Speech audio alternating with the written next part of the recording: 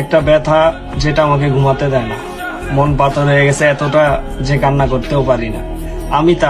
আমি তার এইটা তো বুঝতে পারলাম, তবে সে কার এইটা এখনো জানা হলো না।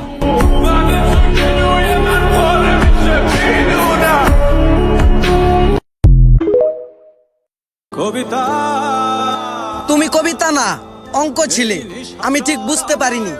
কবিতা ভেবে মুখস্থ করে নিয়েছিলাম, কিন্তু অঙ্ক মুখস্থ করে তো কোনো লাভ নেই, সূত্র বুঝতে হবে। এখন আমি ঠিকই বুঝতে পারলাম, আমি কবিতা ভালোবাসতাম আর তুমি অঙ্কে পাকা মানুষ ছিলে।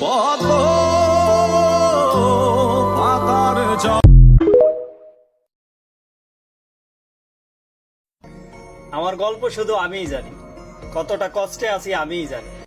সবাই জানে আমি বেঁচে আছি, তবে কিভাবে বেঁচে আছি আমিই জানি।